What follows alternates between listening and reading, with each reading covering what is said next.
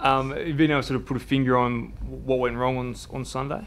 Yeah, look, we'll sit down and review the game this afternoon. Obviously, we were disappointing in the way we played on the weekend, but we know Hawthorn are a quality side and the benchmark in the comp, and they're the ones we've got to match. Do you think you're that far behind the benchmark team in the competition, or you just sort of had a bad day? Yeah, look, they definitely outplayed us on the weekend and were the better side on the day, and we know that we've got to keep improving our footy to try and catch them. Have they got your measure at the moment, Aaron? I mean, the record in recent times hasn't been great from your end against them. Yeah, look, I think we had a win against them late last year. But yeah, coming up against the best side, you know you're going to be in for a tough day, and you know they have been good battles. What do you need to do better to beat them?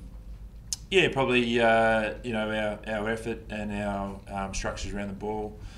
Probably off a little bit on the weekend, and when we'll sit down and review that later on this afternoon and improve and go out and train and get back on the horse this weekend. They gave you some different looks structurally, particularly in the centre square. They had some of their really good tacklers like Piopolo, Shields in there, Bruce as well at times. How do you cope when they put high numbers and high pressure around stoppages? What are the different things you need to adjust to in those situations? Yeah, look, we obviously got beaten around the clearances on the weekend, including centre square, and I think we got a fair bit of first possession, but you know at times turned it over. So it's probably just getting it out as quick as possible and getting it forward and putting in the forward half pressure. Do you need to adjust by looking to hit the space more so than hitting close at times when there's big numbers around those stoppages? Yeah, look, that's areas that you look at. For us, it's been, you know, owning the inside has been working for us pretty well this year, and you know, we did have a bad day on the weekend, but you know, over the season it has been one of our strengths. Rob spoke last night about teams using that more congested style in order to counter what you guys were doing so well earlier in the year. Do you have to change a lot now, given that what teams are doing to you, or do you feel like it's going to just take a small tweak? Or yeah, I don't think we'll be changing huge amounts. You know, we try and practice different setups all the time, but you know, it's getting back to owning the inside and winning it and getting in our forward half to create that pressure. So, as I said, we'll sit down and review it today, and the midfield group will sit down as well, and you know, we're just looking forward to getting back on the horse. Is it a strange feeling, the doom and gloom, I guess, around since Sunday, given that you're still on top of the ladder and you've only lost 2 games? Yeah, look, you just hate losing games of footy, and when you get beaten by 70 points, it's not a great feeling, and you know, when you want to put it in the back of the memory so it doesn't happen again. Yeah, we realise we were poor on Sunday, and you know, we look to rectify that this weekend. Get a good opportunity this weekend against Carlton to rectify that and get back on the horse, as you say. Yeah, look, you know, they've been up and about the last 3 or 4 weeks, and you know, there's no easy game of footy. So for us, it's all about training well this week, and looking forward to the challenge come Saturday night. Chance too to get your forwards into a little bit of form. They all say Walters was probably good leading into the weekend's game, but they've all been pretty quiet. How do you get the ball to them so they can get some confidence kicking goals? Yeah, look, you know, we stick to training hard, and you know, we know that when we get our structures right and our effort and intensity right, you know, we're a reasonable side and we can play some good footy. Starvation corner, Ross quoted saying that's where Hayden Ballantyne sometimes plays because it's tough for him and he's really battling to get into games. Do you feel for someone like him, and what's his sort of mood at the moment?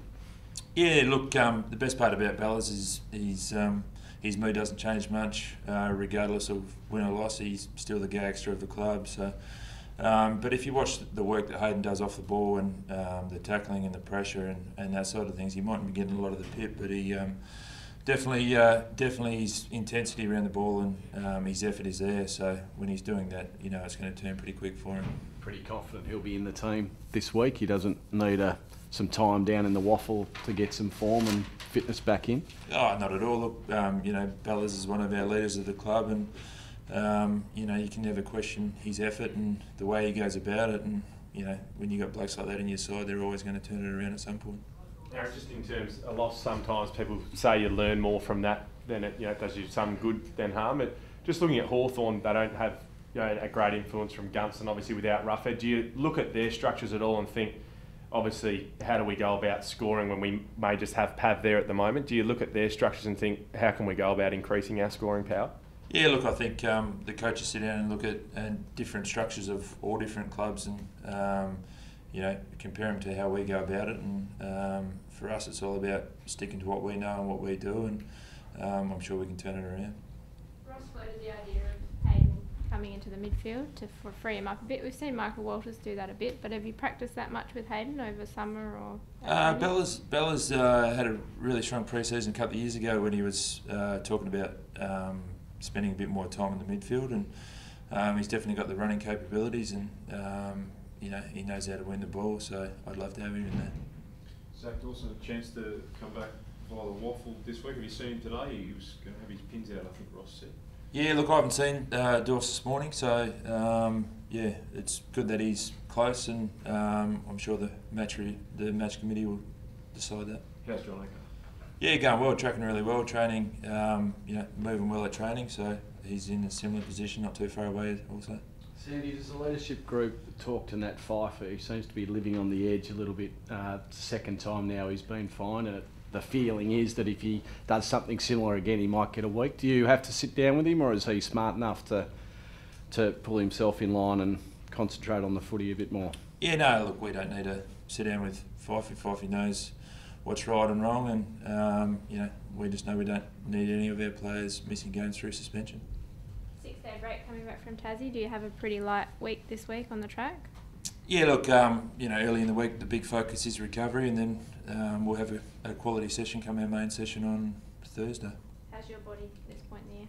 Yeah, really good. The break came at the right time a few weeks back now, and just looking forward to the side getting back out there on Saturday.